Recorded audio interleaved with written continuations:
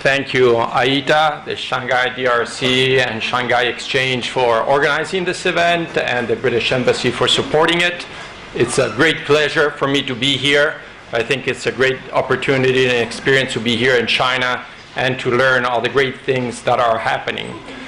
My name is Daniele Agostini. I'm the head of low carbon policies and carbon regulation and the ENEL group, which basically means that I look at what happens in the area of CO2, renewables, energy efficiency throughout the countries in which we operate. And let's take a look at the ENEL group today. Today we operate across the globe in more than 20 countries. Actually, we have assets in 20 countries and we operate in 40. As you see, we've expanded quite quickly. From 2002, we were operating in 3 countries. To 2012, we operate in more than 20 countries. How do we do that? We do that by being a global operator, which is a bit different from other operators. We do not control the countries in which we operate, but we partner with the countries in which we operate. We're there not to tell how things should be done and to try to export resources, but more to learn, to bring our knowledge, and to also understand better how countries operate. So in that sense, we operate from Italy to China, as you see, to Chile. And I can assure you there's a lot to learn on a global scale on CO2 markets. Just to give you an idea of what type of group we are very diversified across technologies and across sources. So as you see, we have a lot of assets in coal, gas, nuclear, renewable energy. So a very diversified portfolio. Now today I'm going to talk to you about how ENEL, which we consider ourselves one of the leaders in CO2, and I hope that the presentation will make it obvious, how we prepared to participate in the CO2 global markets and how we're thriving in this. So my presentation, as you see, will be 5 or 6 slides focused on the main areas of action within our company, divided between how we prepared for it and how we're flourishing. So let's look at the first area. The first area, of course, is regulation. I'm the head of regulation, so it's an obvious choice. Now, the trick with regulation is really about gazing into the crystal ball, trying to see what the future is going to bring to us. And it's not only a question of understanding what the future is going to bring to us, but also how quickly it's going to come. Because often we all agree that the future is CO2 free, CO2 neutral, but how are we going to get there? And that's my job within the company, to try to look at what's going on throughout the world on CO2, from Chile, Brazil, China, Russia, Italy, Spain, and try to see how quickly the company needs to adapt. Now, it's a very important area, and it's important to prepare for it quite quickly and rapidly. And how do we prepare for it? First of all, understanding what the regulatory trend is, but also getting specialized personnel to follow what's happening on the CO2 market, and also partnering with government institutions into voluntary programs like the pilot schemes that are happening in China, but also with trade associations like AITA, and following the developments and trying to understand.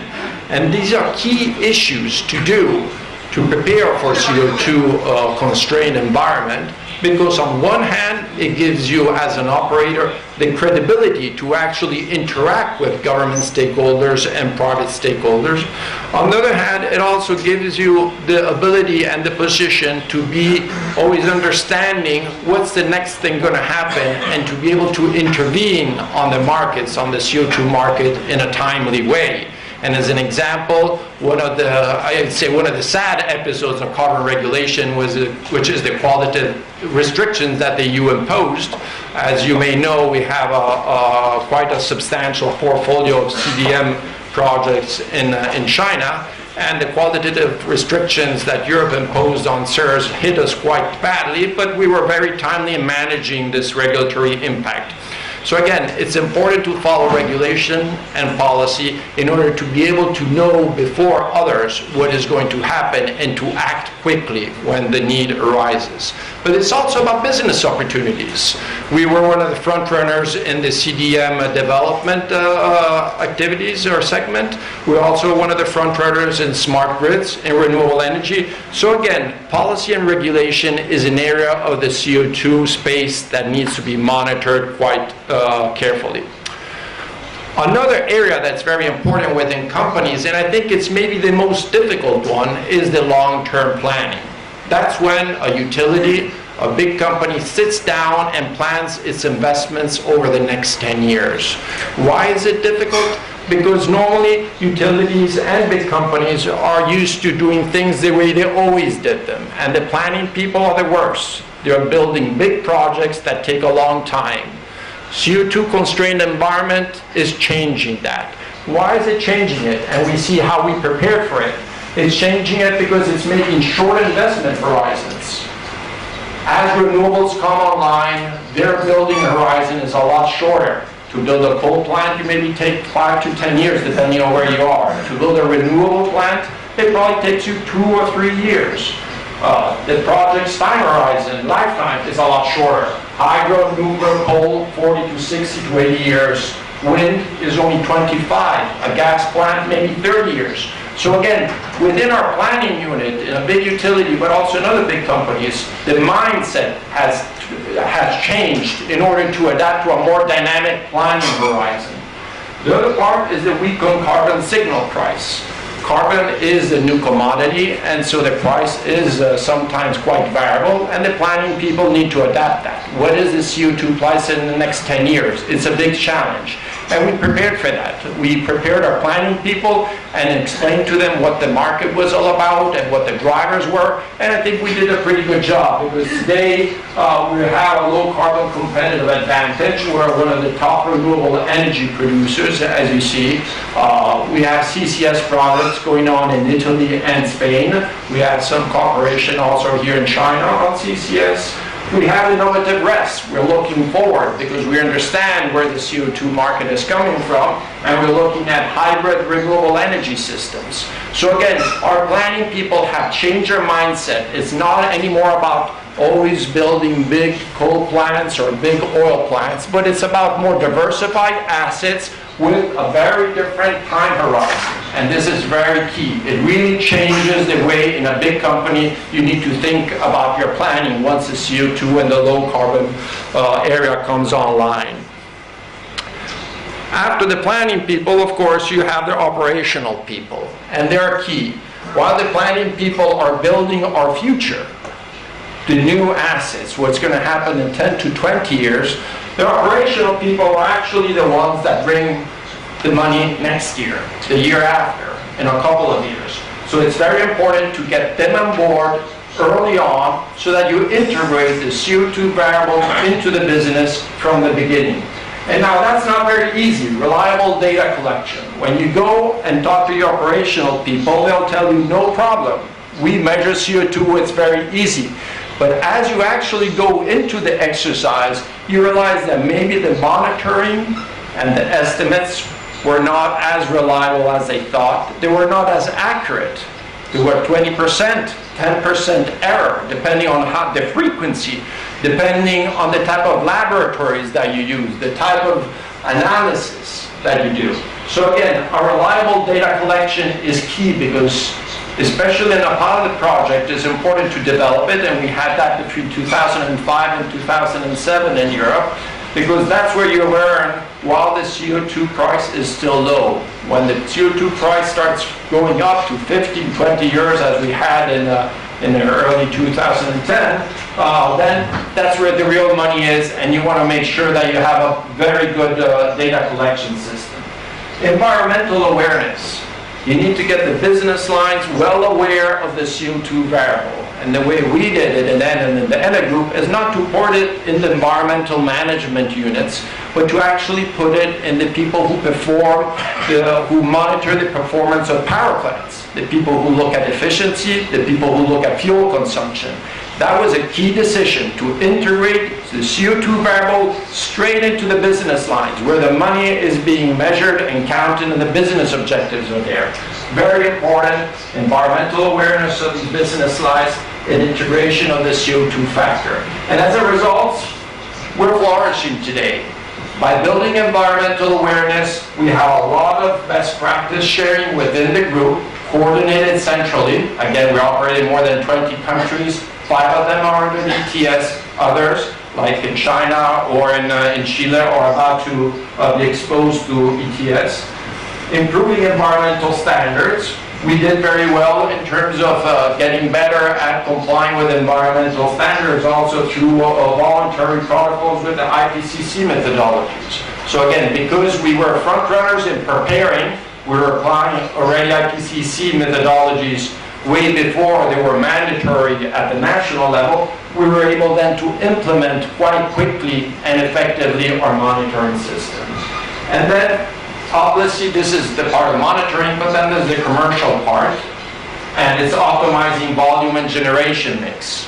Once you have the CO2 variables in terms of emissions, in terms of prices integrated into your planning of how much power you're going to produce, where you're going to be producing it, then it becomes a lot easier to gain all the advantages of actually optimizing not only your power production, but also your CO2 management. And again, we see some real improvements. As you see, our carbon intensity has gone down quite significantly. And again, it was because we prepared early. We actually managed to get the business lines on board early on to experiment with monitoring CO2 and to implement it and integrate it into our business performance monitoring system. Now, after operational management, of course, we have organization, or maybe that came before. I don't know. Again, the areas, I put them out as they came, but organization is key.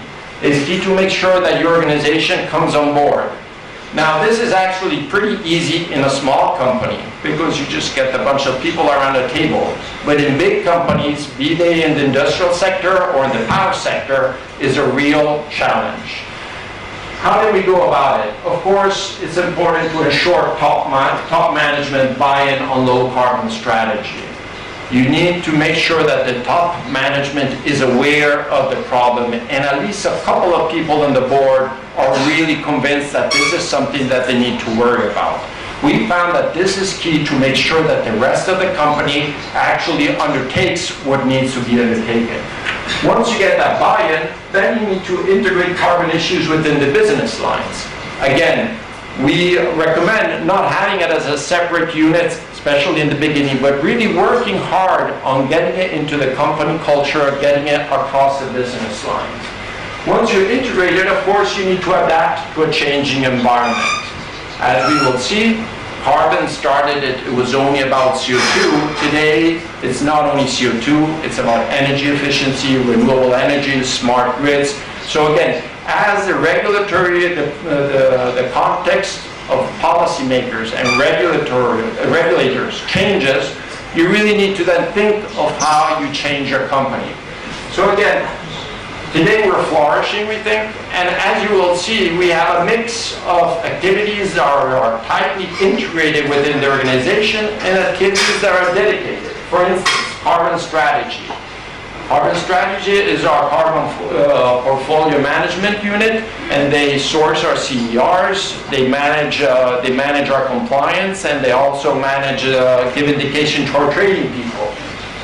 We've created a separate unit for this, a dedicated unit that only works on optimizing the results of our carbon engagement. And this was a specific decision that was made in order to reap the synergies that we could have on a global level across the 20 countries. So again, here there was an organizational decision of making it separate. Within the low carbon policies areas, we have a specific unit which I head at the holding level that follows the low carbon technologies, low carbon policies. So again, specific units. EGP, it's a spin-off. It's our renewable energy business. We still control it, but it's a company dedicated to renewable energy. On the other hand, energy efficiency, our sales to service, is still integrated in the business lines. So again, depending on the phase of the carbon market, you want to integrate or create dedicated units depending on what is happening. The renewable energy unit used to be integrated in the business lines. It was a decision afterwards to pull it out. And also my unit used to be integrated and then it was pulled out. So again, from an organization point of view, three main things to prepare. Top management buy-in, key issue. Integrate in the beginning, especially the carbon variable within the business lines, and only afterwards, adapting to a changing environment, you want to evolve and change and maybe create specific units. Portfolio management and carbon sourcing. This is the fifth area of which I'm going to talk to you about, and it's one of the ones in which we're most active. We were an early mover. Back in 1999, we were already engaged in cooperation with the Chinese government and the Italian government here in China in exploring CDM. So again, we prepared quite ahead of time. And again, that was possible because we had top management buy-in. They were at the director level, people who believed in it and wanted to invest in that. Direct involvement in the value chain. Again, we dove into it. We didn't take brokers, we didn't take intermediaries. We really understood what it was all about. Really getting to understand what the carbon market is about, both in terms of compliance, in terms of trading, in terms of credit sourcing is key. Then you can change and evolve and maybe take a step back and decide how to optimize. First, CDM private buyer. Also in this case, we were again the front runners and starting to buy CDM credits, and we're still one of the global operators. Recently, 3 or 4 years ago, the ENEL group absorbed the Endesa group in Spain. That was also one of the leaders, and so we're the top operator on this market. So how we're flourishing today, minimizing the compliance costs through the use of flexible mechanisms. Allows time to maximize the environmental benefits. Again, the spread between EWAs and CERs was quite significant, especially back then, and so there's a lot of benefits that can be reaped by optimally managing your compliance portfolio in terms of how many allowances you surrender for compliance and how many credits. Carbon trading activities. We do a lot of that. We hedge our power operations, and we manage the risk while taking advantage of market opportunities. So we not only trade for compliance, but we also trade for arbitrage. And we also have a strong presence on the voluntary carbon markets and carbon neutrality services. So again, as the context has evolved, the company has evolved itself and going from a mainly compliance type of operator, but also into the voluntary markets and trying to understand the value that is growing in these markets, which actually seem to be a lot more stable than the regulatory markets to many people's surprise. So again, quite active on the carbon sourcing and portfolio management area, which brings me to our presence in China. We've been present in China early on. As I said, in 1999, we were already participating in the cooperation between the Italian and the Chinese government. And today we're the first private operator in the Chinese CDN market. We have more than 70 projects. We have an office in Beijing with a team of people who follow our activities in China, and Vincenzo Argentieri is the head of our office and is here and is going to be participating in the breakout session tomorrow. So again, we were quite active. We're also cooperating not only on CDM, where it's actually a business opportunity, but we're cooperating on other CO2 technologies, on CCS, low carbon technology, on RES, but also in general on environmental technologies. So again, we keep preparing for the future. We prepared 10 years ago for the future of CO2, and we're preparing today for the future of low carbon in terms not only of CO2, but renewable energy. And the big next new thing is probably going to be energy efficiency, and a lot of you I know are already focusing on that. So how we're flourishing, proceeding on the CDM market, on its possible evolution towards new market mechanisms. So again, we're front runners on this. We're engaging with the policymakers and with the regulators to try to shape what the future regulatory context is going to be. We have established partnerships. Again, we have the credibility to be able to engage in dialogue with both governments, but especially with industrial partners, both in the power and non-power sector on a number of issues. And we're also a market operator in the emerging Chinese ETS markets. And we're following with keen interest these pilots. And we're here again, the context is so different. So we're really here more to learn than to teach, because obviously I think China has a lot to teach us. It has taught us in terms of renewable energy. The development of renewable energy in China was astonishing, and the results that you managed to achieve in renewable energy and in other areas, I think are going to be the same as the ones that you're going to be able to show us with the CO2 markets. So we're quite keen to better understand the Chinese way of approaching the ETS markets and how these markets are going to develop here. So as a conclusion, I would say it is very important to prepare. So putting myself in your position, I would tell you not to underestimate the importance of the pilot projects. A lot of operators in Europe during our pilot phase in 2005 to 2007 underestimated the importance of the phase in terms of both learning, but also making sure that your companies are on board, that the business lines understand what is coming, and that the top management buys in the CO2 variable.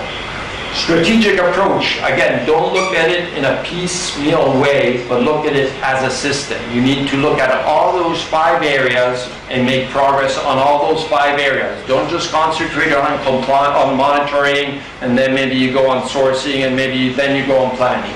You really need to make sure that you make progress in a systematic way. Rapid top-level buy-in, I said already, and I think that's key. So again, in preparing, these are the 3 main issues that I would recommend you focus on. And in flourishing, I think, despite the uncertainties, there's a lot of people who complain about the carbon market not being stable, the price being volatile, but there's a lot of opportunities there to be reaped. And as I said in the beginning, it's not about how the future is going to be, but how quickly we're going to get there. Operational opportunities exist, however, also in the short term, so you need to bring in your operational people on board quite quickly. It's not only about the far future, 2020, but it's also about now. And again, developing low carbon assets ensures competitiveness and risk diversification, and we touch this every day in all the countries in which we operate. So having a diversified asset also in low carbon technologies is key to being successful. And I will leave it to that and possibly to discussion later. Thank you.